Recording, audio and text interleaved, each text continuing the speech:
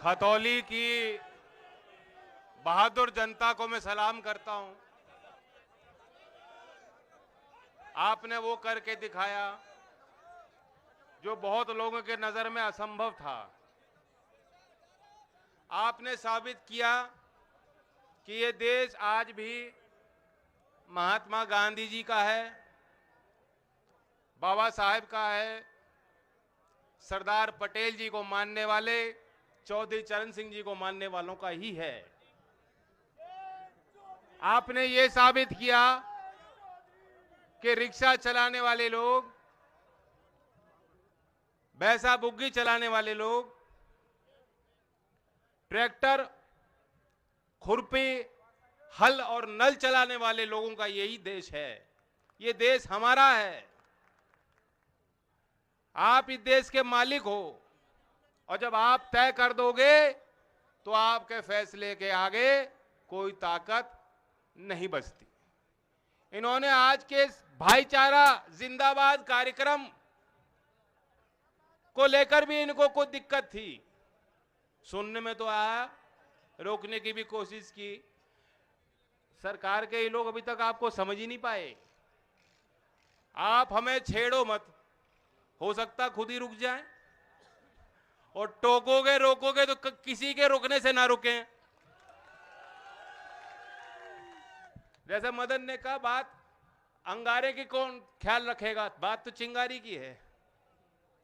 वो चिंगारी जिंदा है।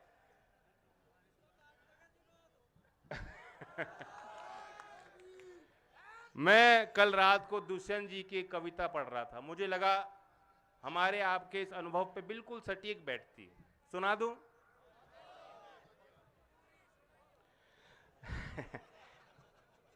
फिर धीरे धीरे यहां का मौसम बदलने लगा है। वातावरण सो रहा था, अब आंख मलने लगा है। हमको पता भी नहीं था वो आग ठंडी पड़ी थी जिस आग पर आज पानी से ऐसा उबलने लगा है। जो आदमी मर चुके थे मौजूद हैं इस सभा में। हर एक सच कल्पना से आगे निकलने लगा है। ये घोषणा हो चुकी है, मेला लगेगा यहाँ पर। हर आदमी घर पहुंचकर कपड़े बदलने लगा है। बातें बहुत हो रही हैं हमारे तुम्हारे विषय में। जो रास्तों में खड़ा था पर्वत पिघलने लगा है।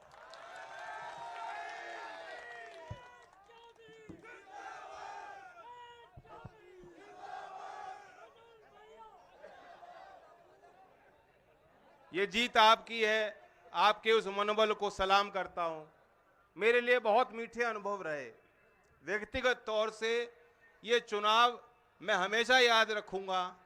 हमारे दल के कार्यकर्ता, हमारे गठबंधन के कार्यकर्ता जिन्होंने बहुत मेहनत की, वे भी हमेशा याद रखें। 3 गांव में तो मैं हर गली हर घर तक पर्ची बांटने गया। हर मतदाता से, उनके परिवार से बातचीत करने का मौका मिला और मुझे एहसास हुआ इस बात का कितना बड़ा प्यार आज भी लोगों के मन में, दिल में है। और मैंने ये फैसला ले लिया है कि अब ये कारवां रुकेगा नहीं। हमने जो सीख ली है, जो प्रेरणा ली है आपसे, उसे पूरे प्रदेश में उस अमला जामा को बनाकर हमें लोगों के बीच जाना है। और मैं एक घोषणा करना चाहता हूं इस मंच से। नए साल के बाद समरसता अभियान के नाम से राष्ट्रीय लोकदल का एक कार्यक्रम हम शुरुआत करेंगे। और मेरा लक्ष्य है कि इस एक साल में 2023 के वर्ष में 1500 छोटे मोटे बड़े गांवों में मैं खुद जाऊंगा, डोर टू डोर जाना पड़े जाऊंगा। हर तीसरे दिन में कार्यक्रम होंगे और हर दिन 10 से 15 गांव में बैठक होंगी जहां आपको भी अपनी बात रखने का अवसर मिलेगा। इतने ऐसे गांव हैं जहां कभी चौधरी अजीत सिंह जी नहीं जा पाए, उनसे पहले चौधरी चरण सिंह जी के पांव गांव में नहीं लगे होंगे, लेकिन आज भी घरों के अंदर आपने चौधरी चरण सिंह जी को सजा के रखा है, दिलों में सजा के रखा है। कितना बड़ा आशीर्वाद, कितनी बड़ी पूंजी है। हमें अपने वैचारिक दृष्टिकोण को भी मजबूत करने की जरूरत है कि हम लोग क्यों लड़ रहे हैं, हम ये पार्टी क्यों चला रहे हैं, गठबंधन की बात क्यों कर रहे हैं।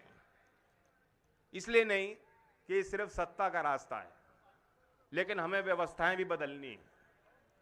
जो चौधरी चरण सिंह जी के सपनों का भारत था, जो उन्होंने कल्पना देखी थी, जो सपने देखे थे, आज वाकई हम लोग बहुत कमजोर हैं। उस रास्ते से तो बहुत दूर चले गए। ये देश में किसानों की हालत, किसानों की दुर्दशा किसी से छुपी नहीं है।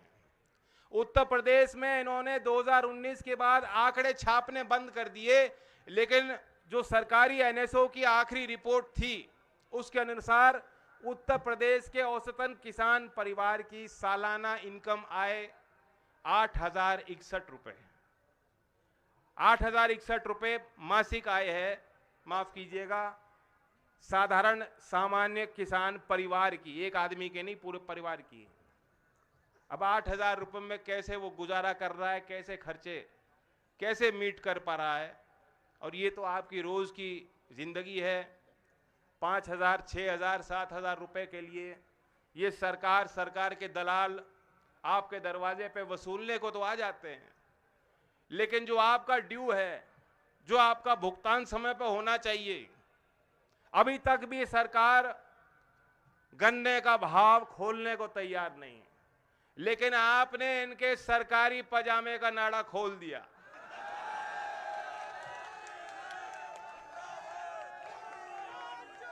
अब वो बात अलग है कि बाबा जी तो पजामा पहनते ही नहीं। आपने पोल खोल दी है। सब लोग समझ चुके हैं, दूर तक समझ चुके हैं, किसान समझ चुका है। 5 साल में 35 रुपए बढ़ाने वाली सरकार कतई भी गन्ने का अच्छा भाव किसानों को, आप 25 मान लो, अच्छा भाव बढ़ा के देना नहीं चाहती। इनकी मंशा साफ हो गई। तो आप गांठ बांध लो। खतौली में तो ऐसा मौका आपको मिला है जो दूसरे क्षेत्र में जनता को नहीं मिला।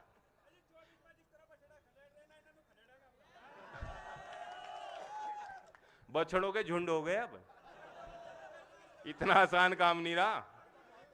ये इनके झुंड यहां भी आए थे, आपने यहां से तो खदेड़ दिए।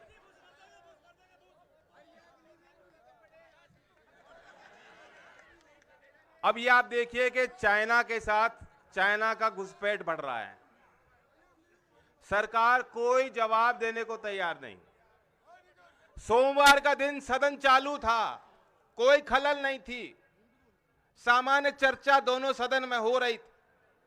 मैं भी राज्यसभा में बैठा था, हम लोगों को जानकारी नहीं थी, लेकिन मीडिया वालों ने जब बताया कि इस तरह से हमले हो रहे हैं, मुकाबला हमारे सैनिक कर रहे हैं, सरकार की जिम्मेदारी बनती थी कि जब सदन का सत्र चालू था तो देश की उस पंचायत में, उस पवित्र जगह पे, उस सदन में उनको जवाब देना चाहिए था। पहले जानकारी सदन को मिलनी चाहिए।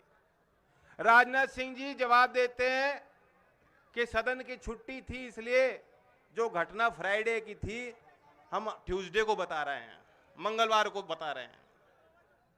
ये कोई बहाना नहीं। हम देश की सुरक्षा के साथ कोई समझौता नहीं कर सकते। हमारे बच्चे वहां तैनात हैं।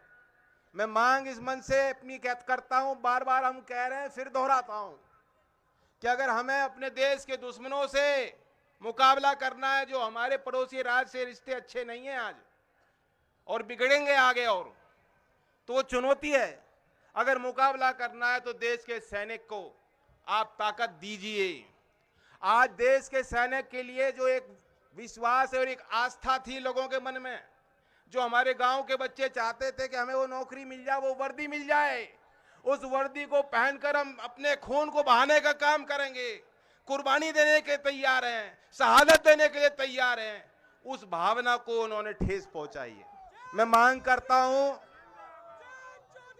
जो लोग आज ये कहते हैं कि चीन पे सवाल मत पूछो, मैं उनको जवाब देना चाहता हूं कि हम सैनिकों के हितों की बात कर रहे हैं। अग्निवीर योजना को रद्द कर दीजिए। ये योजना हमें पसंद नहीं है। देश के नौजवानों को ये गले से उतर नहीं रही योजना, किसी ने मांगी नहीं, कोई समझ नहीं पा रहा। हम चाहते हैं पक्की स्थायी नौकरी आर्मी में मिले। हम चाहते हैं हर सैनिक को, उसके परिवार को उचित सम्मान मिले, उनको पेंशन मिले। जो सरकार ये कहती है कि सैनिक को पेंशन देने के लिए हमारे पास पैसे नहीं हैं, वो देश के नए पार्लियामेंट पे पैसा क्यों खर्च करती है? 5 साल में 3,500 करोड़ रुपए अपने प्रचार में, एडवर्टीजमेंट में खर्च क्यों करती है? मोदी जी के लिए 2 नए हवाई जहाज क्यों खरीदती है? ये मैं सवाल उनसे पूछना चाहता हूं। और एक मशहूर कवि ने कहा था ना कि तू इधर उधर की ना बात कर, मुझे बता ये कारवा क्यों लूटा, मुझे बता ये कारवा क्यों लूटा। मुझे रहजनों से गिला नहीं, तेरी रहबरी से सवाल है। तो मोदी जी अब ये कपड़ों की बात कर रहे हैं कि फलाने अभिनेता ने किस रंग के कपड़े पहने हैं। लानत है, ये दरवाजे पर चटकनी लगा के अकेले जब कमरे में होते हैं कैसी तस्वीर देखते हैं, पता लग गया देश को।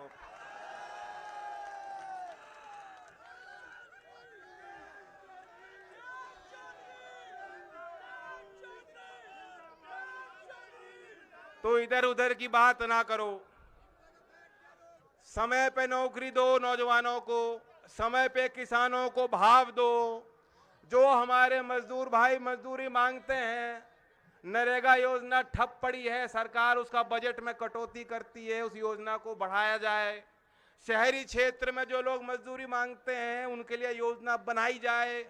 हमारे गांव में पेंशन बंद हो गई, हमारे शिक्षण संस्थान से जुड़े बच्चे बता देंगे स्कॉलरशिप बंद पड़ी हैं। अभी मौलाना आजाद फेलोशिप के नाम पे विज्ञान के क्षेत्र में जो हमारे माइनॉरिटी के बच्चे पढ़ रहे थे, उस योजना को सरकार ने बंद कर दिया, कैंची चला दी। तमाम ऐसी बातें हैं, ऐसे मुद्दे हैं जिनको लेकर हम अब से लेकर 2024 तक जनता के बीच रहेंगे। मैं धन्यवाद देता हूं कि आपने जिस तरह से जो प्यार दिया और चुनाव बाद भी पूरा दबाव सहन किया। खानपुर की चर्चा भी मेरे पास है, एक आध प्रतिष्ठानों पे जो उन्होंने छापे मारे वो भी जानकारी हम पे है। कोई चिंता करने की बात नहीं है, किसी के साथ अन्याय होने वाला नहीं है। 23 तारीख चौधरी चरण सिंह जी की जयंती है। मैं आप सबको न्योता देता हूं, जो आ सकें किसान घाट पे, भरतपुर पे और अपने गांव में उसको मनाने का काम करें। धन्यवाद। जय हिंद, जय भारत। प्रमोद त्यागी जी से अनुरोध करता हूं, समाजवादी पार्टी के जिला अध्यक्ष हैं।